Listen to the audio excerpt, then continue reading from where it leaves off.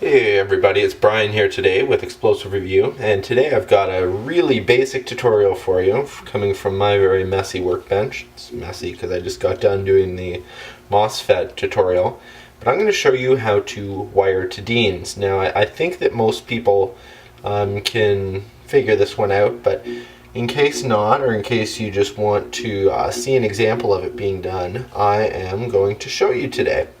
Now, wiring to Deane's has advantages in terms of current transduction, so it's going to generally improve your rate of fire and reduce the heat that you notice around the Tamiya small type connectors. So the first step, which I think everybody should be able to figure out, is to just grab a pair of wire cutters and snip off those Tamiya connectors. Now, obviously it's important to make sure that you have enough space to do this, but once you've done that, next thing is going to be to strip back your wires. Now, I generally only take them back a little bit because you don't have a lot of space on the connectors to work with, so you don't want to take them back so far that it causes you problems down the road. Now this is 16 AWG wire that was purchased from the Home Depot.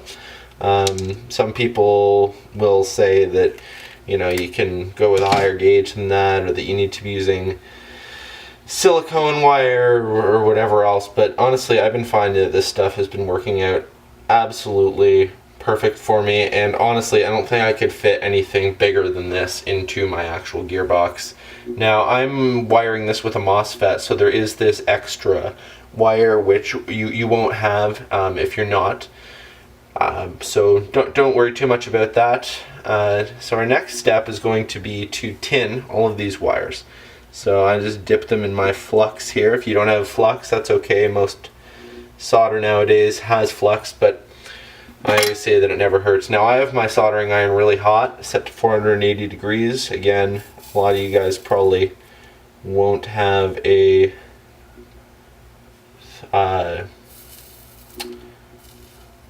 soldering iron that you can control temperature on, but honestly I did my first few on a crappy $15 30 watt iron, so that's not really a problem. Alright, so on to the next step. Alright, so our next step is going to be to tin the leads on our actual Deane's connector. Now when you're doing a gun, you want to be using the male end, meaning the prongs coming out. You never want to put one of these onto a battery because there's a much larger chance of it shorting out, causing a fire, death, destruction, all that good stuff. So what you do, again, I use the flux on there. Now I recommend when you're trying to work with this, either using a set of third hands, or if you don't have that, just something to hold it, because it actually can get quite hot while you're working with it. So, sorry, let me get this around here. Getting some solder onto there. All you're doing is tinning it, so just getting a blob of solder on there. Clean off the head of this thing, it's getting quite dirty. And we will do the other side. Now it's important when you're doing the tinning step that everything just flows on there naturally. So we'll give this just a minute to cool off, and then we'll move on to our next step. Alright, so next step is to actually attach the leads. Now I've put a piece of heat shrink tubing over the wire sitting down at the bottom. Now if you forget to do this, you will be kicking yourself in the head because you'll have to unsolder this to get a piece of heat shrink on there, and after you're done you'll just push it up to the top. Now I'm just using my pair of forceps to clamp my pieces together.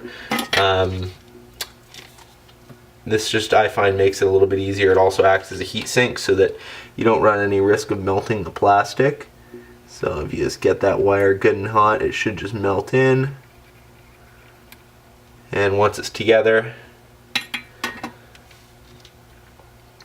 it should look, I don't think you'll probably be able to see this. Maybe I can refocus a bit. Maybe not.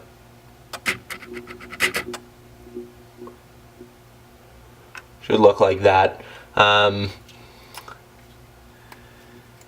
usually, because I've been clamping it on, I'll just take my iron and give it a quick touch up to get rid of any sharp bits. You want to make sure there's nothing sharp coming off of that wire in terms of little globs of solder or anything that can accidentally poke through your heat shrink. So we're just going to let that cool off for a minute again. Alright, so I've put my heat shrink onto our negative side. Now, in case you're wondering, if you actually look on the bottom side of the Deane's connector, you'll see a little positive and negative. That's the universal way that you are supposed to attach it in terms of the direction of the leads. And I mean, in terms of which side you actually attach the wires onto, that's not quite as big of a deal. Try not to, jam them so they're really close. That's again a risk for shorting. But you just want to make sure that they're on there good and secure. Don't be afraid to give it a bit of a wiggle. You want to test it. If it's going to fall off, it's better that it does it now than in the middle of a game when you're being shot at. So you definitely want to check that your stability is good on those. So we're just going to go ahead and we're going to wire in the positive side. Exact same procedure as the negative, obviously. Just take your soldering iron, get everything good and hot until it melts itself in there. Again, just look to make sure you should be able to tell when your solder joint is attached, because it'll look like one continuous piece as opposed to sometimes if you do, I think it's called a cold joint, you actually end up with it looking like two separate pieces with just a very faint little crack down the middle, and you definitely don't want that, because that is indicative of a weak solder joint, which means that you could have potential failure later on. So now I'm just going to attach my trigger lead for the MOSFET, get that in there.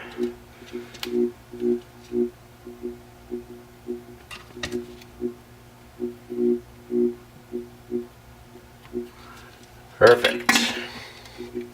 So that's essentially it done. All I'll do now is I'll just move our last piece of heat shrink tubing, and you don't have to wait for it to cool off. Actually, sometimes it's hot enough on its own that just the heat from the soldering you were doing will actually shrink down your tube for you. But I still recommend using a heat source to make it perfect. So here we have the finished product.